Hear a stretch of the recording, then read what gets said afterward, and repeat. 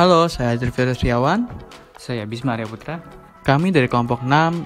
Tahukah kamu ada 3 tahap dalam presentasi?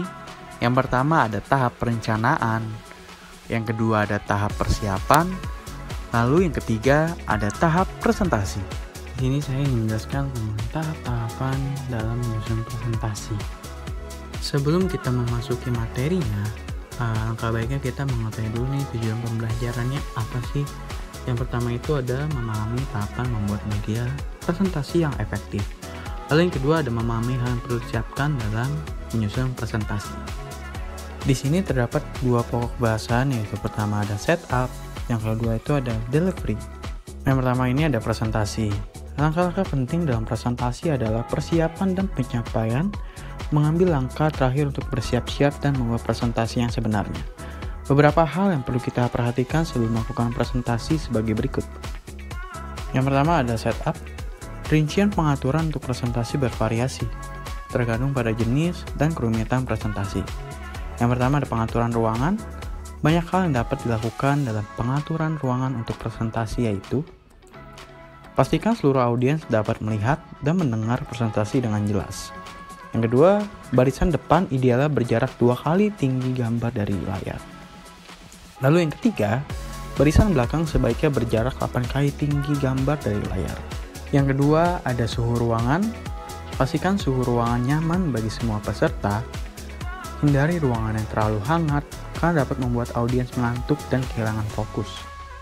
Yang ketiga, ada pencahayaan ruangan. Cahaya ruangan harus terjaga, jangan terlalu gelap ataupun terang. Pencahayaan yang terlalu gelap dapat membuat audiens mengantuk dan kehilangan fokus. Yang keempat, ada daya listrik. Pastikan ada stop kontak dan daya yang cukup untuk menangani semua yang akan digunakan. Seperti contohnya device untuk mempresentasikan seperti laptop ataupun proyektor. Yang kelima, ada peralatan. Pastikan semua peralatan berfungsi dengan baik. Lalu yang kedua, cek lampu cadangan pada peralatan proyeksi, terutama jika menggunakan proyektor. Lalu yang ketiga, bawa kabel ekstensi untuk mengantisipasi kebutuhan daya listrik di lokasi.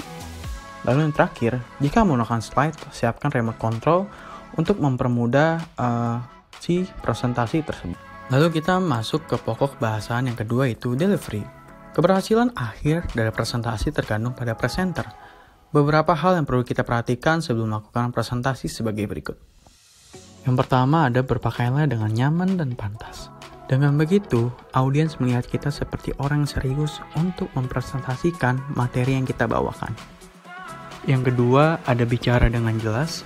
Dengan kita melakukan bicara yang lantang dan jelas, audiens di belakang pun bisa terdengar dengan materi yang kita sampaikan di dalam presentasi tersebut.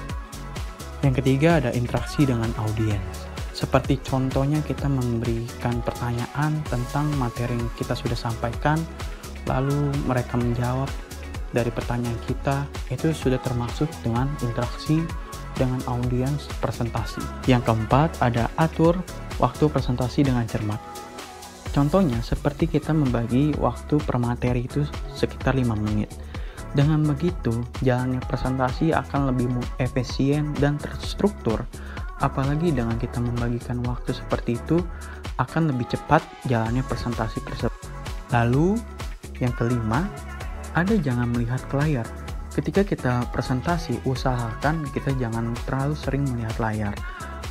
Solusinya ketika sebelum presentasi kita harus baca atau menghafal materi yang kita sudah buat di dalam PowerPoint kita. Berikut adalah referensi yang kelompok kami pakai dalam membentuk presentasi ini. Kurang lebihnya terima kasih. Assalamualaikum warahmatullahi wabarakatuh.